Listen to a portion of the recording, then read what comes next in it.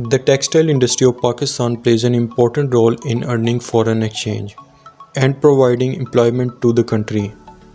Textile having greatest share roughly 52% in the total export of country, it accounts for nearly 40% of the total manufacturing labor force, employing approximately 3 million people directly and 9 million people indirectly, and contributes 46% of the total manufacturing output of the country.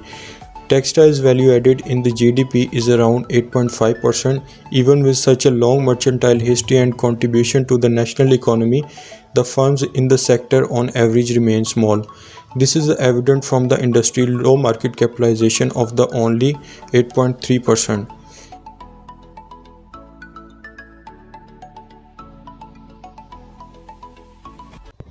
Pakistan textile industry ranks among the top of the world in cotton-based textiles. The availability of cheap labor and basic raw cotton as raw material for textile has played the principal role in the growth of cotton textile industry in Pakistan.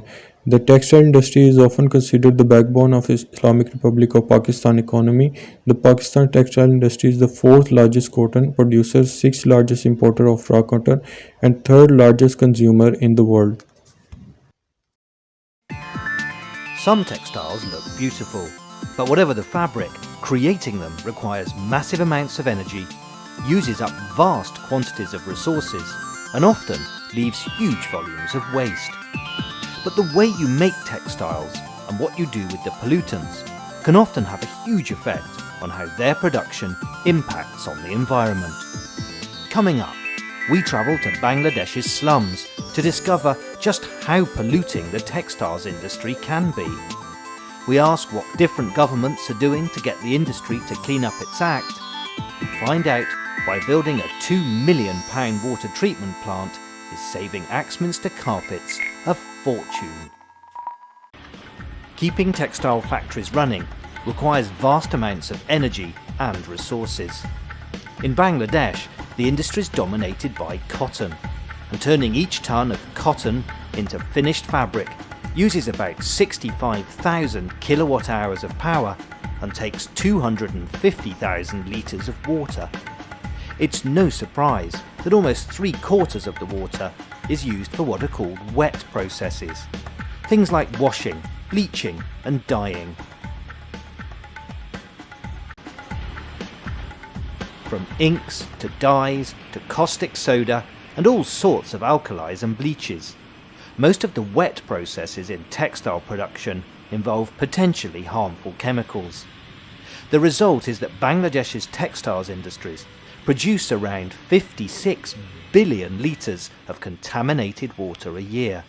That's enough to fill 22,500 Olympic-sized swimming pools.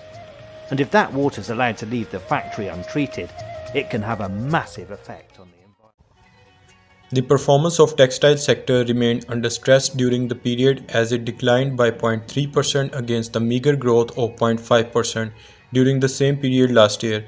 The performance of textile sector having highest weight of 20.91 in quantum index manufacturing remained subdued on account of lackluster performance of cotton yarn 0.02% and cotton cloth 0.07%, having a combined weight of 20.15 in textile sector. As we can see in the table, the textile sector growth decreased 0.3% in the year of 1819 as compared with the year of 1718. Pakistan is the 8th largest exporter of textile products in Asia. 5% of the total textile companies are listed on the stock exchange. The abundance of raw material is a big advantage for Pakistan due to its beneficial impact on the cost and operational lead time. Textile products have maintained on average share of about 59% in national exports. As we can see in the table, the total textile export of Pakistan in the year of 2013 was 25 billion US dollars and it decreased to 18 billion US dollars in the year of 1819. Both environmental problems and problems related to economic growth. It is relevant for the textile industry. Let me give you some details about textiles. On the one hand, clothing is a basic human need like shelter and food. On the other hand, there is a huge overconsumption of apparel in industrialized countries. Most people buy more clothing than they actually need. As a result, an increasing amount of textiles is disposed of. There is a great variety of fiber materials. One can distinguish between natural and man-made fibers. Natural fibers are generated by nature, such as cotton. Man-made fibers are produced by technical processes. It is important to note that the term man-made refers to the fiber production process, but not to the fiber material. Man-made fibers can consist of natural polymers, for instance, cellulose, but also of synthetic polymers such as polyester or polyamide. Over the last decades, there was a strong increase in fiber production. In 1970, fiber production only amounted to 25 million tons. Currently, fiber production reached almost 100 million tons. This growth is mainly based on two reasons. On the one hand, the per capita consumption is increasing. On the other hand, textiles are a basic human need, and due to a massive population growth, fiber production is also increasing. Both factors together reflect the strong increase. Challenges facing by the textile sector of Pakistan. First challenge is energy crisis in Pakistan. Second is gas shortage increasing in Pakistan, which affecting textile sector.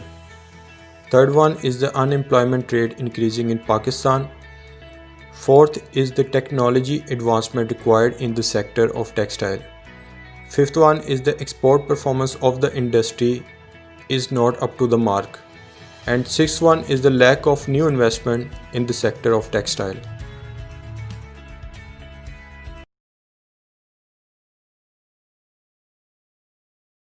How has the visitors' response been at Ham Textile 2019? There are a lot of serious buyers this time, and it seems that this year is going to be better than past few years. And we're quite hopeful that Pakistani exports will increase, especially with the kind of concessions we're getting from the government. What steps Pakistani government should take for the growth of textile industry? I think the government should give us a level playing field, a competitive environment, make our life easier rather than harder. I think that's all we need from the government. The rest we can do ourselves, even better than the government. Any new upcoming project from Crescent Textiles? In home, we're adding a lot of machines in our value-added segments, stitching and processing. Spinning is also constantly upgraded. So we work in fibers and trying to make our customers' lives easier, figuring out what their pain points are and how we can cater to those. As one of the leading Pakistani companies, how do you see the future of technical textiles in Pakistan? Technical textiles is a different ball game altogether. I believe Pakistan has a long way to go before we can make any impact in the technical textile field. It's doable.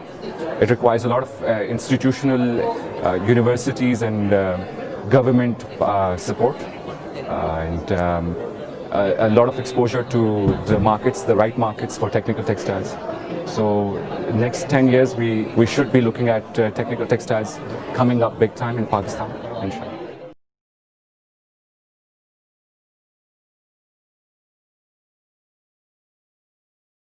You highlighted to me that the number has gone up to $3 billion in total order cancellations.